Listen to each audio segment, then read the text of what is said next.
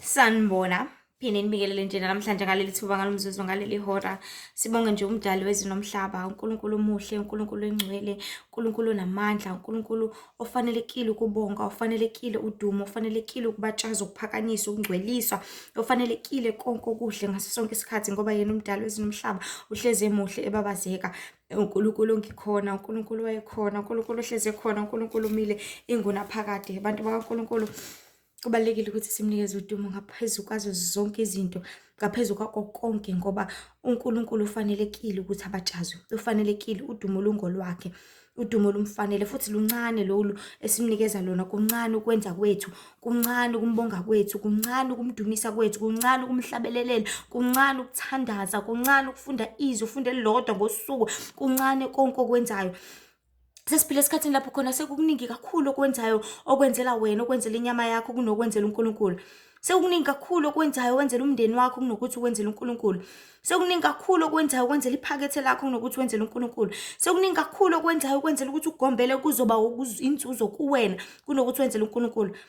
Uvuke ngisho ungavumi Nkosi yami ukuthi uhambe emsebenzini ngoba uyazi ukuthi month end uyayidinga leya mali ukuze uyithole, ukuze ukwazi ukuthi udlele la khekhe lelo olithandayo ozolithenga lapha eSpar. But uma kumele ukuthi uye enkonzweni, kumele ukuthi uvuke uyohlambulula ungene emanzini, uvele uthi hawe ma ngiyagodola, ungeke ekuseni kangaka ngeke ngize ngikwazi mina ngikhathele. Sekuningi kakhulu esikwenzayo abantu baNkulunkulu uzenzela wena, ukuzuza wena, ukuzuza iy'ngane zakho, ukuzuza umndeni wakho, unkosikazi wakho, ukuzuza umyeni wakho. Afukuze umuntu, afukuzele umyeni wakhe, asebenze nje aqine enze zonke izinto, kodwa mase kuza ngaNkulunkulu kube inhlangazimuka nomoya, abe ivila akhathale, abe iyona yonke into angabe iyona ngaleso sikhathi.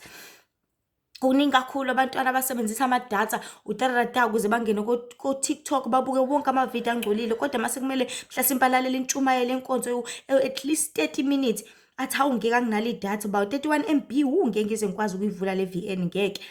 Sekukuningi kakhulu abantu baNkulunkulu kulangazele nokukhandleka kwezwe, nokukhandleka kwasemhlabeni, nezinto zonke ezikhona.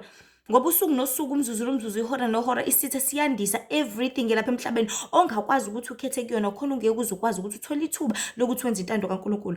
Kwandiswa lonke uhlobo lwento ngokwehlukahlukana kwayo, ngisho kuthiwa incane kangakanani, as long as izokwenza ukuthi uhlale kuyona ungabisayenza intando kaNkulunkulu, as long as uzojulela yona ungabisayenza intando kaNkulunkulu, as long as uzoba busy nayo ungabisayenza intando kaNkulunkulu, as long as izokumoshekela isikhathi, as long as uzogcina ulalile. Even nokudla sekukhona njengamanje, konke sekunoshukela okhona okuzokwenza njani, khona kuzodaka ingqondo yakho, kudaka imizwa yakho. Even uhlobo lwembiliso selukhona njengamanje, o-yeast, usuthi uluma nje into ikudaka same time. Abantu njengamanje sebepheka kudliwa ukudakwa, bapheka bafaka utshwala ekudleni. Kuningi bantu baNkulunkulu, sekuhlezi sekukuluthekisa, sekukulahlekisa, sekukubulala nje yonke into, kuqotha imbokodo nesisekelo njengamanje kulo mhlaba esiphila kuwona. And kukona konke lokhu sathela uhlezi ulinde nje just one chance ukuthi ulahle, khona ezokwazi ukuthi agadle, khona ezokwazi ukuthi kufezeke icebo lakhe ngaso sonke isikhathi. Uhlezi elinde lelo thuba nje elincane, just one, ukuthi ungakhuleki ngoba ujwayele ukukhuleka ngesikhathi sokuthi akwenza ukuthi ulale, sizedlule leso sikhathi, lezo edlule i-alarm lakho uze ungalizwa, kuphele kanjalo. Uhlezi elinde lelo thuba, ufuna ukuthi ulahle nje qha.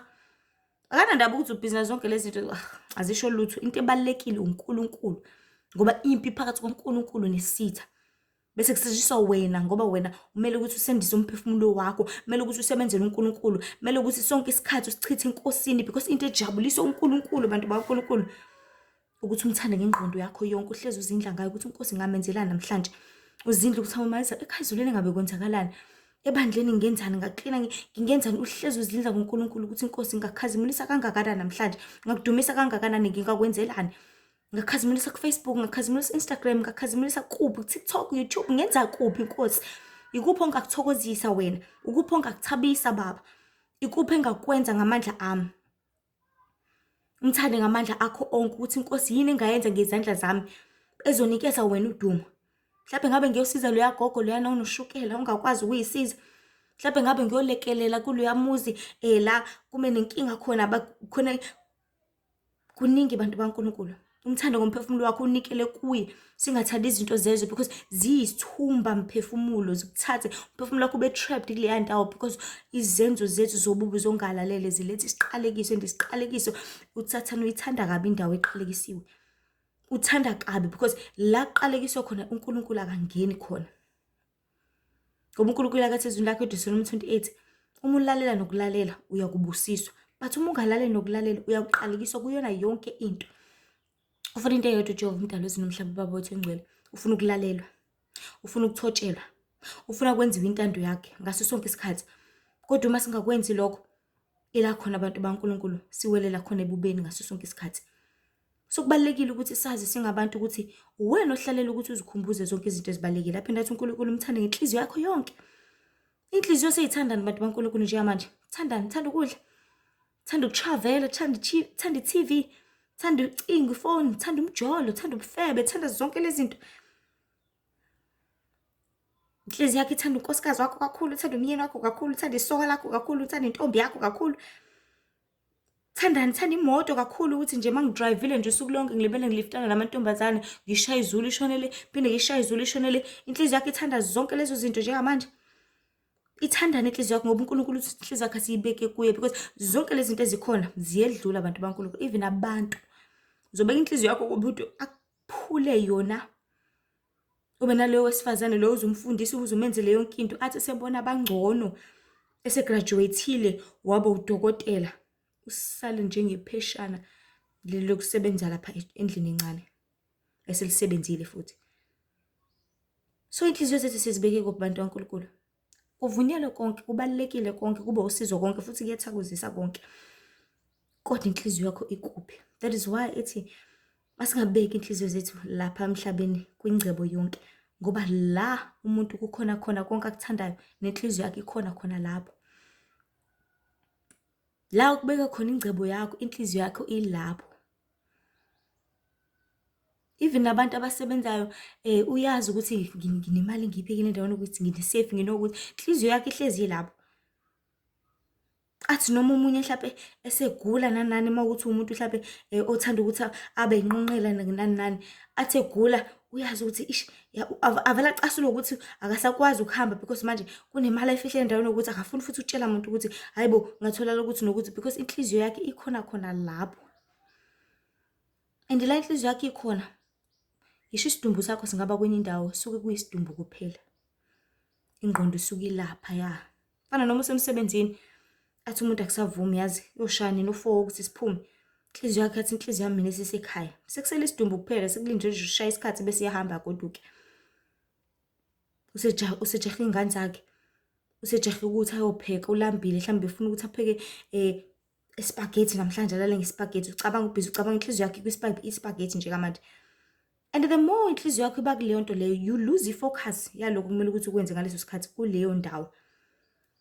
The more inhliziyo yakho iba kwenye indawo wena ukwenye indawo awukwazi ukuthi uprovide i-productivity le ekumele ngabe uyayiprovider if inhliziyo yakho bikade la. Because abantu baNkulunkulu si capable of izinto eziningi. Sinama potential amakhulu kakhulu. As long as izinhliziyo zethu zihlala la kufanelekile khona la kumele ukuthi zibe khona khona, yila futhi uzokwazi ukuthi ukhiqize izinto eziningi. Uzoyenza kahle into if vele bekade uhlelile uthanda ukuthi ukwenze lokho nalokho. Uzokwenza ngendlela efanelekile ezokuthabisa futhi nawe. Athi umuntu esekhumbula esikoleni kade evaliwe ikhola ethi mina sengikhumbula esikoleni nje kamanje. Uzothi noma seyivuliwe inhliziyo yakhe izoba sesikoleni. Uzomlalela uthisha, uzokwenza konke kumele ukuthi akwenze khona ezokwazi ukuthi aphumelele aphase.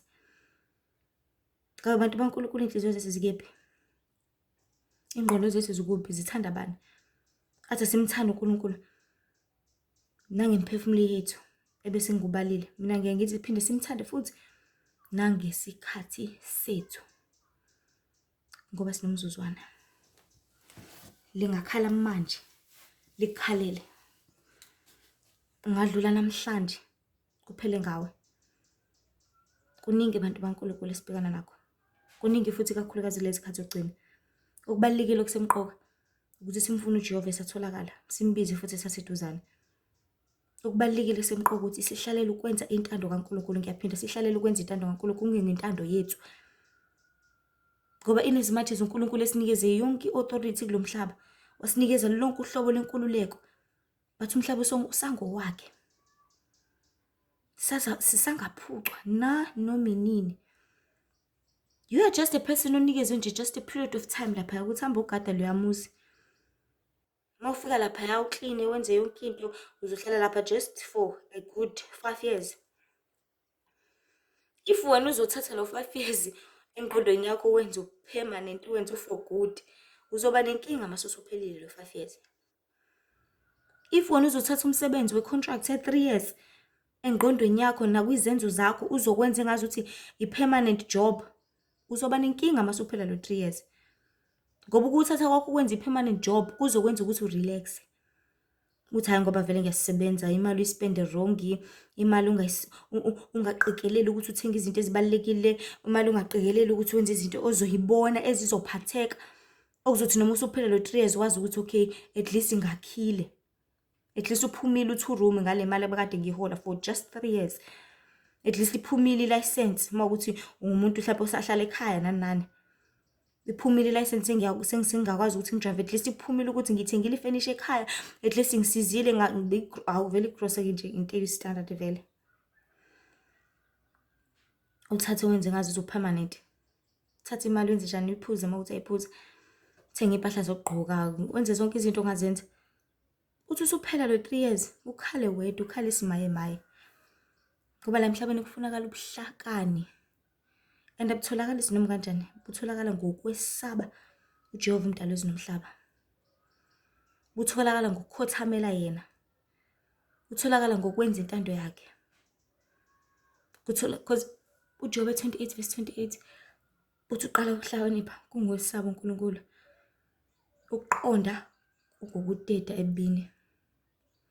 Yabo ngalesikhathi usuhlakaniphile, you get to a point of understanding. Understand ukuthi yazi mangenza ukuthi ngizolimala. Yazi mangihamba ngale ndlela ngizoqhuzuka. Yazi mangenza kanje ngeke kuze kube right. Ngale nkathi uqonda, uzishiftela wena kokubi. Uziphumela wena, uzidedela wena ebubini. Ngaleyo ndlela uqala ukuhlakanipha umesaba uNkulunkulu. Kungekona lokuhlakanipha lokwala emhlabeni. To keep iqizo eyaba u7, ukuhlakanipha nje ubumnyama kwamadimoni. Because ukuhlakanipha kwakho kumele kunikeze igoli ezokunikeza ukuphila okuphakade. Bona uzothina ukuhlakanipha kwakho? Uhlakaniphela ukuthi uyoba udokotela. Uhlakaniphela ukuthi uyoba i-scientist. Labo bantu bayizitha zikaNkulunkulu. Labo bantu athi uNkulunkulu mina umelaphi bathi bona belaphi. Labo bantu bafuna ukufigure out zonke izinto zikaNkulunkulu ukuthi how about sihlanganise igundane nembuzi. Kuzophumana, sifuna ukubona uzophumana ama-scientist.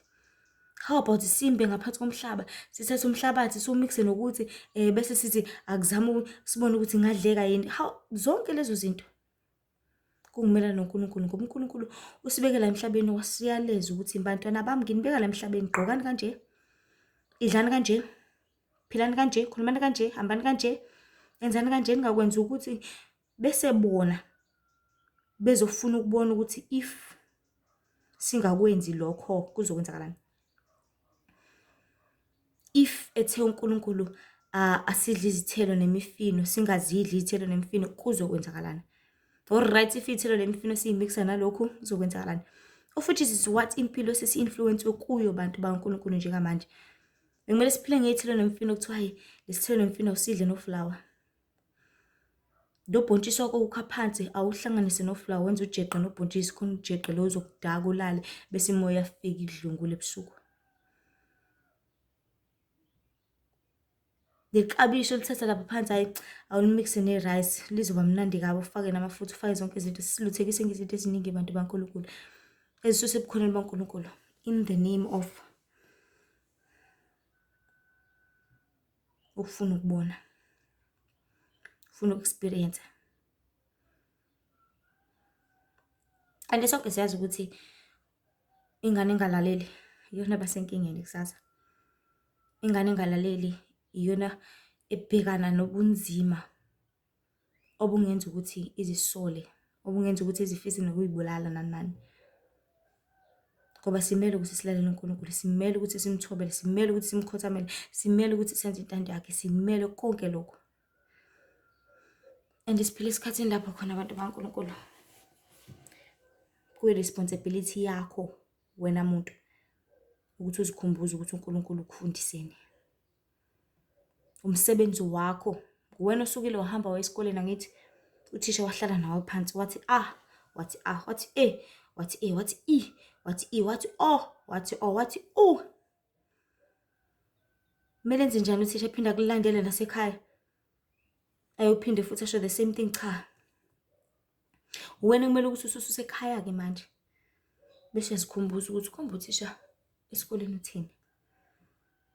Ngoba ngale nkathi esho uthisha, usho nawe bekumele ubhale phansi. Khona uzokwazi ukuthi ukukhumbule konke lokho. Khona uzokwazi ukuthi ukufunde bese uya-apply ukwenze. And abantu baNkulunkulu awuyilibali into oyenzayo. Bathi into ozoyizwa kuphela ungayenzi uyayilibala. If umzali wakho ezokuyaleza ethi mntanami ngicela ukuthi uma ngabe upheke i-rice ulipheke kanje kanje. Njalo uqala uliwashe mhlambe ka-5. If ungezomlalela uzoliwasha kabili kuphela, uzokhohlwa ukuthi uma wayethi angoliwasha ka-5. But if uzomlalela njalo uliwashe ka-5 nangakusasa nangampela ngiyakuthembisa umuntu kaNkulunkulu. Angeke uzukukhohlwa lokho. Angeke uzokulibala lokho. But uzoqhikelela uzogcina ukwenze ngaso sonke isikhathi. If uNkulunkulu ekuyaleza ethi phila kanje hamba kanje, ungaze ukhumbuze ukuthi kumbe uNkulunkulu uthi buyele emuva. Because le ncwadi le ihlalela ukusikhumbuza. Uhlalela ukuyifunda nsuku zonke. Khona uzokhumbula ukuthi uJehova utheni. Khona uzokwazi ukuthi bekuyaleza ingane. Bese uyagcina konke because umsebenzi wakho ukuthi ukwenze lokho. Angithi lakho leli bhuku ulala nalo. Vuka ekuseni ulifunde. Lalo ulifundile. Emini uyalifunda. Ngoba uzohamba ulibale. Yes, it's true. Kukwimvelo yethu singabantu kuhamba silibale. But futhi kungumsebenzi wethu singabantu ukuthi sihambe sisikhumbuze. So bantu baNkulunkulu, ungakhunjuzwa ngeqiniso. Isihloko sethu namhlanje sithi ungakhunjuzwa ngeqiniso akusho ukuthi selishintshile. Ungakhunjuzwa ngeqiniso akusho ukuthi selishintshile. Kubalulekile futhi semqoka ukuthi ngaso sonke isikhathi sihle sikhumbuza ngeqiniso loNkulunkulu. Ngoba alijike. Lisenjalo namhlanje. Ngiyazi isikhathi esiningi sesikholele ekuthenini ikhathi seyishintshile. Izinto seyishintshile. Seligaya ngomunye umhlathi. Akusenzeki ngalendlela kumele kwenzeke ngayo. Izinto azisaphili ngendlela okwakuphilwa ngayo kanti lutho. Yabona uma ngakashintshi imvelo kaNkulunkulu ilanga saphuma empumalanga lishona entshonalanga. Imvula isanethi isuke phezulu iye phansi ayikakasuki phansi iya phezulu. Akakashintshi lutho. Kushintshe wena. Wena ushintsha ukudla epletini, bekumele udle ugreen, wakushintsha ukudla epletini no-eda no-purple, wa-eda no-brown, no-eda. Bekumele ugqoke ukude kodwa. Wakushintsha ukudla epletini, wayithola usushiselwa manje makushisa ilanga wagqoka nje esifishane. Wayithola usugodola kakhulu-ke manje-ke ngoba ubusika walibuyisela ibhluku. But ukona konke lokho masibuyele nenkosini ngoba ngathi nje mpristi wami sisemhlabeni osephenduka ucela intethelelo. Sephenduka ucela intethelelo. Yithini esihlalela ukuthi siphenduke lezi khathi ugcina? Yithini esihlalela ukuthi sicela intethelelo? Yithini esihlalela ukuthi sigcine konke uNkulunkulu aseleza ngakho sikwenze ukuze kube kuhle kithi? Ngoba ngeke asiphilele. Yithini kumele siyiphilele? Ngeke asenzele. Yithini kumele sizenzele? Ngeke asikholwele. Yithini kumele sikholwele? Yithina kahle kahle simdingayo umdali wezulu nomhlaba. Ngoba yithi sekulomhlaba, yithi sibhekana nezimpi, sibhekana nendlala, sibhekana ney'nkinga, sibhekana nabathakathi, sibhekana notikolosho, sibhekana nabadimoni, sibhekana nobumnyama, sibhekana ney'nkinga, sibhekana nabantwana, sibhekana ney'mali. Yithi sibhekana nazo zonke lezi zinto ezikhona lapha emhlabeni. Yithi simdingayo. Yithi kumele sikukhuthalele konke lokho. Yabona uthisha esikoleni, in as much as behola ngokufundisa, kodwa bayidinga iy'ngane. Ngengane eyodwa eklasini uthisha ayifundise uzohola. Akudingeki ukuthi iklasi lize libe u-50 because uthisha uyafundisa ngisho iy'ngane eziwu-5 uzohola. So bawudinga omunye lapho. Wena mntwana udinga ukuthi uyohlala kulela desk. Uma uzophuma wena uhambe iklasi lathisha thizeni uthi hayi mina angihlangana naye angizwani naye, uhambe uyoyihlalela ethoyilethi, uyihlalele ngaphandle kwesikole, uyihlalele uyibhemele, uyijolele, uhlale ebafaneni ey'motweni ey'zopaka lapha eceleni kwecingo. Wena uzoba nenkinga. So ungakhunjuzwa ngeqiniso akusho ukuthi selishintshile. Ungakhunjuzwa ngeqiniso akusho ukuthi selishintshile. Empilweni siyaqonda sonke ukuthi izingqondo zethu zihambela ibali, zikhathale futhi okuningi esikushaya indiva akube kusayeka kuko ngenxa yobulukhulu bokungalaleli kwethu. Empeleni kumele sikuqonde ukuthi izinto eziningi asiy'cabangeli nje ngoba nakho sizitshela ukuthi sihlakaniphile, kodwa kuye kube nemimoya ehlukahlukene. Hlale sazi abantu baNkulunkulu ukuthi iy'ngqondo zethu zi-influence-wa imimoya ehlukahlukene. Kwamagumbi ethu amadokodo emimoya. Kube imimoya ehlukahlukene ebusa ingqondo yakho. Ulalele yona bese uyenza ngendlela owenza ngayo phezu kwaleso simo osuke ubhekene naso ngaleso sikhathi. Akekho kahle kahle lapha emhlabeni umuntu okumele ahlezi ekhumbuza omunye. Akekho responsible for leyo nto leyo unless if ungumzali unabantwana. Uhlalela futhi nakhona awudingi ukubakhumbuza, udinga ukubafundisa, ubatshela ukuthi lalelani ngane zami la ekhaya kukanje kanje kanje. Okuthathayo lokho uyakuthatha, ongakuthatha akakuthathe. Ongakuthatha futhi akaphume la ngomnyango. Lalelani ngane zami la ekhaya kuvuka ngo-6. Ngo-6 siyathandaza sonke. Ngo-6 sonke siyaguqa. Lalelani la ekhaya isapha idliwa ngo-5. Ongekho la egcekeni ngo-5 asazi. Lalelani la ekhaya kukuthi nokuthi ubatshele ukudla kwala ekhaya kuphekwa ngamanzi wodwa. Asifake amafutha. Siyabhadlisa, siyabhoyile khona sophila impilo ewukuthi nokuthi. Lalelani la ekhaya ku-1 or 2 or 3 kube ngofundisa zonke lezi zinto. And ingane ehlakaniphile ngoba iy'ngane ziyazi ukuthi ziyalibala, izoba hlampe nebhodi yayo ekamereni layo, i-reminder box or i-reminder board. Ibhale zonke izinto, ibhale umthetho kababa, umthetho kamama, ibhale zonke izinto khona izokhumbula. Ibhale ukuthi kuleli viki ngifuna uku-achieve 1 or 2 or 3. Kuleli viki ngifuna ukwenza ukuthi nokuthi. Kuleli viki ngifuna ungakwenza ukuthi. Zonke lezo zinto. Ibhale izinto eshoda ngazo, izinto ey'dingayo, ithike, ibuke ukuthi okay ubaba ngizomcela ukuthi, okay ubaba usasenkingeni, kukwane ithike zonke izinto. Ihlakaniphile-ke leyo. Bathi engahlakaniphile uzoyishaya indiva yathi ubaba esabathe hayi bo uphuthu ungalipheki kanjena, hayi bo bokala bowenza kanje. Ingayenzi leyo nto leyo, ngeke izifunde, ngeke izikhule. Izohlezi futhi ixabana nobaba wayo because ayenzi intando kababa la ekhaya. So kumsebenzi wethu ukuthi sizikhumbuze zonke izinto ofundiswe zona, oyalezwe ngazo, nokumele ukuthi uyigcine ngaso sonke isikhathi. So kukona konke abantu baNkulunkulu kusayiqinisa ukuthi akekho kumele akhumbuze omunye. Mase wenzile umsebenzi wakho uthisha, uqedile, done and dusted. Wena mfundi uyawenza yena wakho uzikhumbuza.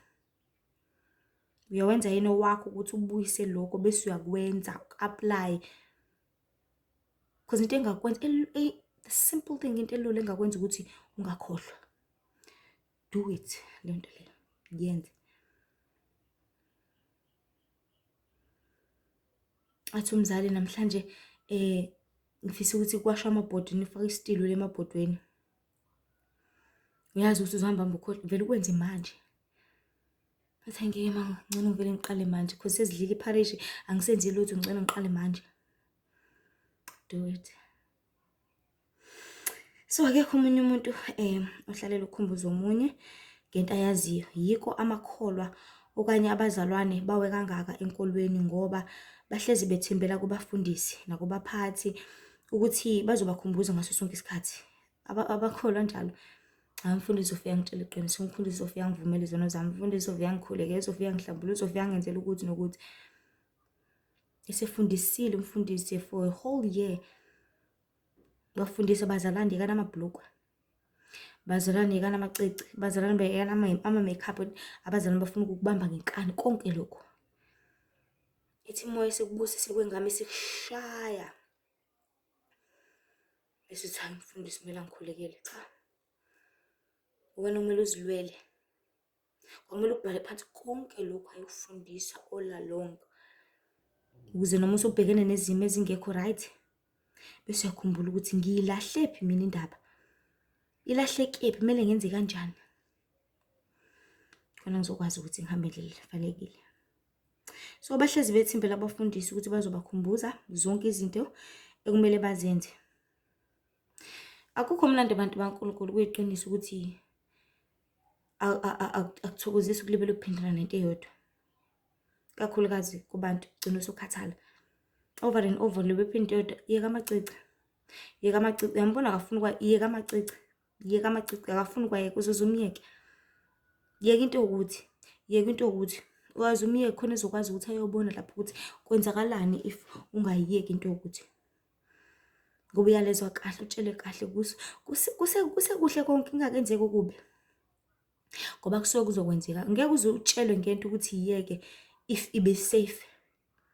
Ngeke utshele ukuthi ungahambi lana if beku safe. Isign, isignal isuke ihlalele ukuthi size wena. Khona ungezokwazi ukuthi ulutheke ulahleke kumase kwenze ungafanelekile ngaphezulu impilo yakho. So kukona konke ngaso sonke isikhathi abantu baNkulunkulu. Ake sifunde ukuthi sikwenze konke isifundise kona. Khona singeke sikulibale. Akhohle. Ukuthi awukhunjuzwanga ngalelo qiniso akusho ukuthi seshintshile. Lisanjalo.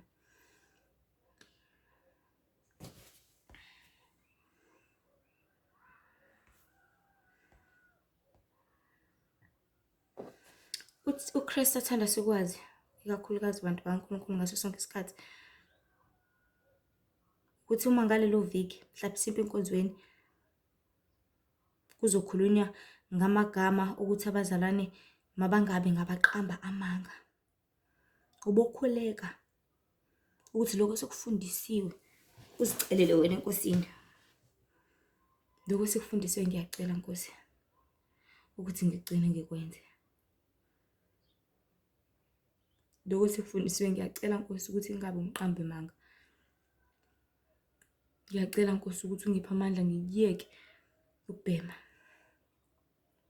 Ngiyacela Nkosi ukuthi ungiphe amandla ngiyeke imbiliso ngoba iyangidaka ingenza ngilale ngakwazi ngisho ukukhuleka Nkosi. Ngiyacela Baba ukuthi ungiphe amandla ukuthi kube ukuthi nokuthi uzicelele wena. Ukuze lokho kufundisiwe kuzohlala kuwe. Singakhohlwa kodwa ukuthi kuyabuyeleka emuva, uyakwazi ukuyeka into. Phinde uthi mawuqala emuva uyikhumbule bese ubuyela kuyo. But kumele siqaphele ukuthi ukugade ukuyiqalaza kwakho kungabe njengokuqalaza kwaNkosikazi kwaLuthi. Wathi efuna ukubuyela emuva, efuna ukubuka ukuthi wenzakalani eGomora naseSodoma. Wavela phinde kwisiduli sesawuthi kwaphela nyanga. So ukade nawe uqalaza kwakho usafuna ukubuyela emuva, kade ukhishiwe otshwaleni usafuna ukubuyela kubona ukuthi ngabe ke uyongena kwakho egodini lakho.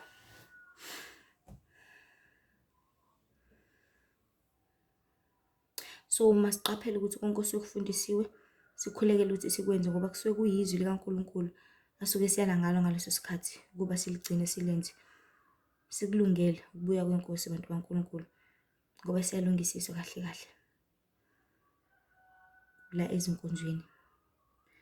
Sisezikoleni lapho ufunda khona ukuze uphumelele ebese nawe ufinyelela ezingeni lokufundisa abanye ukuze silandise kakhulu ikhala lasekhaya ezulwini.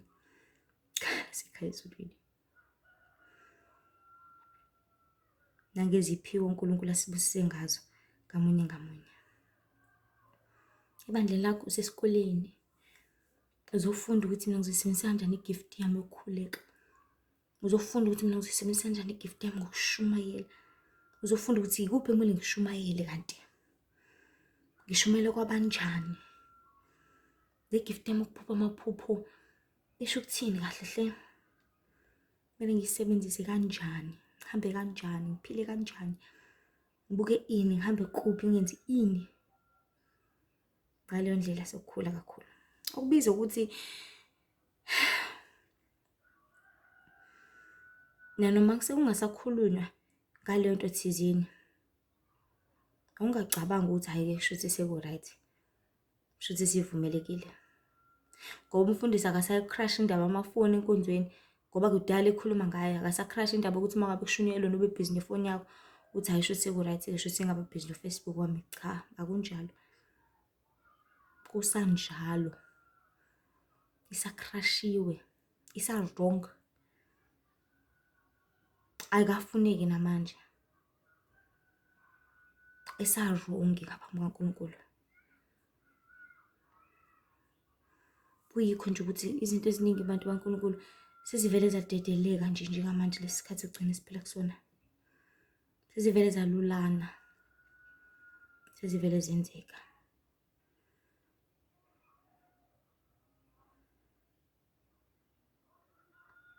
Lento ifana nokuthi abantu baNkulunkulu, ngiyathanda kakhulu uNkulunkulu masenze ibonelo esokwazi ukuthi siqonde ngoba thina sazokwala emhlabeni kwala empilweni. So uNkulunkulu mekuthathe kubeka okwasekhaya ezulwini ekufanisa nako kwala empilweni ela sokwazi ukuthi siqonde khona kangcono. So kufana nokuthi uma uqashwe emsebenzini, i-supervisor noma manager yakho okanye loyo ozokuqeqesha eqeqeshela umsebenzi ukufundisela ukuthi ubambe khona uzokwazi ukuthi uzenzele. Angithi angeke alebele kufundise impilo yakho yonke because uqashiwe, angithi uqashwe permanent. So ukukufundisa kwakhe ukufundisela ukuthi ukwazi ukuthi ugcine uzenzela khona naye uzokwazi ukuthi aqhubeke nowakho umsebenzi. But if ungafundi, if ungakwenzi lokho akuyeleza ngakho nalokho akutshela ngakho, angeke uzokwazi ukuthi ukwenze umsebenzi. Uzokwehlula, uzophumela ngaphandle. So if ekufundisa umsebenzi, ukufundisela ukuthi ubambe, ukufundisela ukuthi uwazi, bese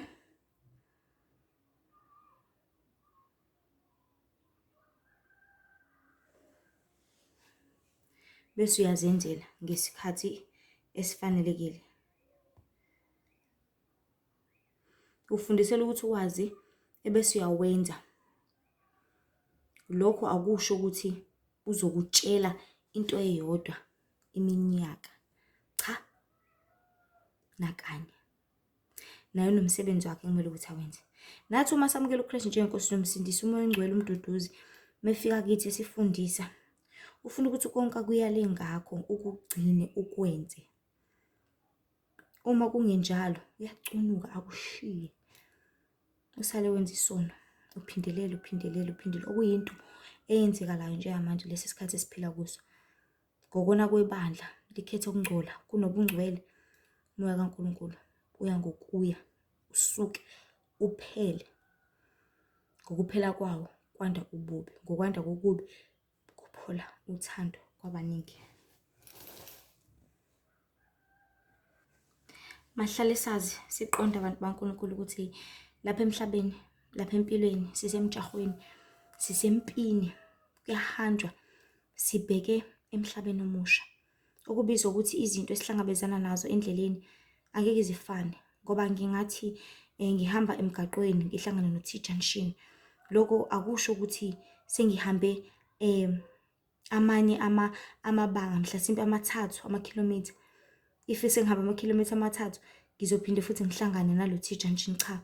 Ukuhamba kwakho emgaqweni uzohlangana nezinto ezahlukahlukene ngaso sonke isikhathi. Okudinga ukuthi ukulindele konke. U-underline ukuthi okay lo engihlangana nakho eqaleni kukanje, right, fine. Sho sengizohlangana nokuthi alright fine bese uyaqhubeka endleleni yakho yokulunga neyobuqotho. So okwenza umuntu alibale, engizama ukuveza ukuthi akumele ngabe ezinkonzweni kulebele ukukhulunywa into eyodwa, ukuthi bazalwane, yekani ukuthanda izwe, yekani ukweluka, yekani ukugunda iy'tayela, yekani amacici, yekani ubucwebe, yekani amabhuluku kwabesifazane, yekani ukugaxa nani nani. Ngoba kuningi uKristu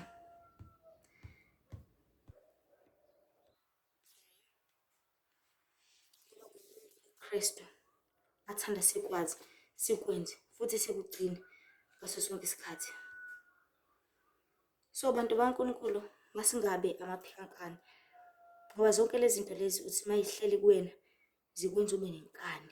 Wena lwela ukuthi lokho kumele ukwenze, uma ukubona ngenzeki ukhulekele ukuthi kwenzeke, ukwenze ngenkani, ngoba sisuke sesifikile isitha ukuzokukhathaza.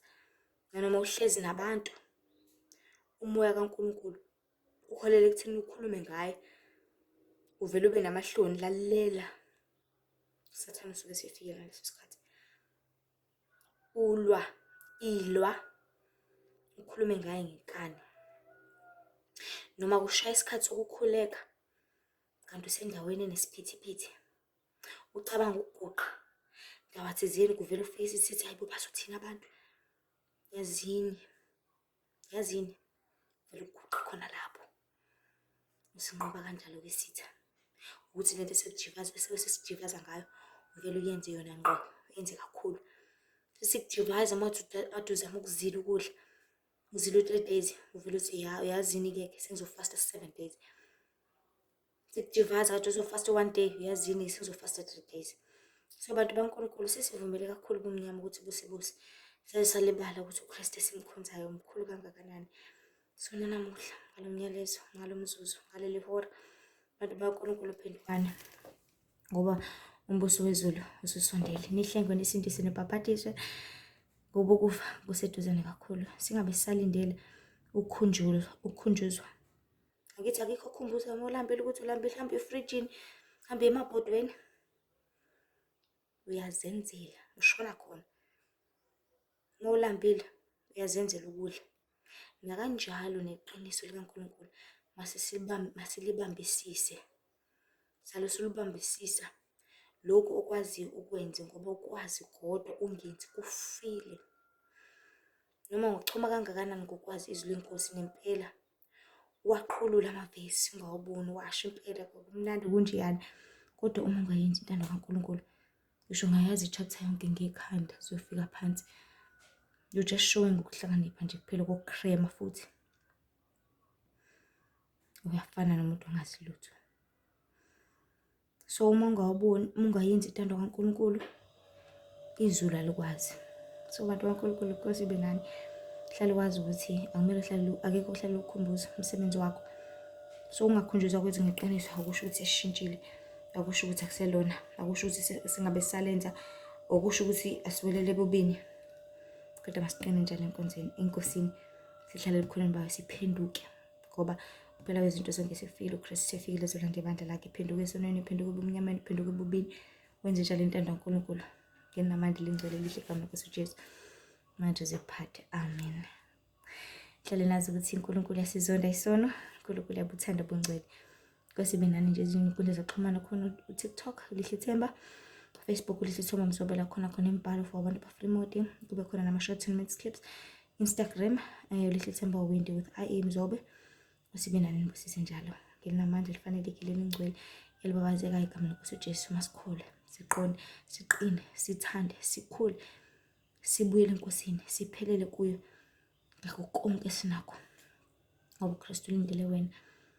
uKristu ufuna ukusindisa, ufuna ukukusiza, ufuna ukuhambela, ufuna ukukuhlenga ezintweni zonke. Hlala njalo ulangazelele kwenkosi, ngoba kungokuphila futhi kungowaphakade. Inkosi ibe nani njalo, manje sibe phakade. Amen.